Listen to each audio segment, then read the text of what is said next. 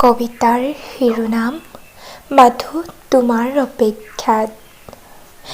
জীৱন বাটত এনেকুৱা এজন জীৱনসংগী থকাটো খুবেই প্ৰয়োজন, যাৰ লগত জীৱনৰ এটি এটি পল পাৰ কৰিবলৈ কুণ্ঠাবোধ কৰিবলগীয়া নহয়।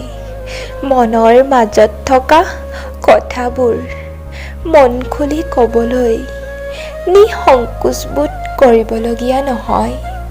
মনৰ মাজলৈ অহা প্ৰতিটো কথা ভাবানুমুকলিকৈ, কোনো কাৰণ নোহোৱাকৈ খুলি কৈ দিব পৰাকৈ।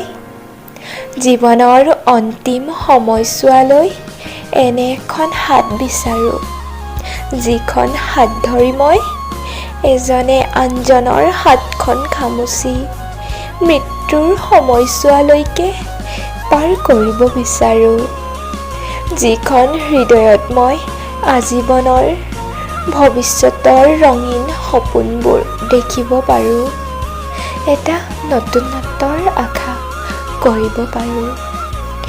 এতিয়া মাথো এটাই আশা, মই ভবাৰ দৰে বাৰু সেই আশা পূৰণ হ'বহিনে?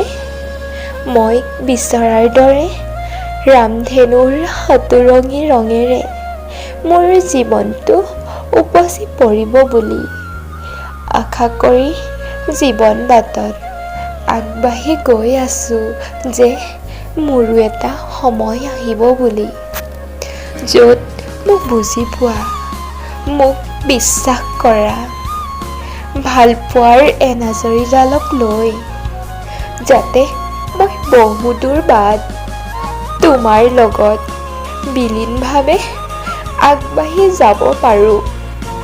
সেইবাবে আজিও অপেক্ষাত পাৰ কৰিছোঁ তুমিবিহীন সময়ৰ বলুকাত।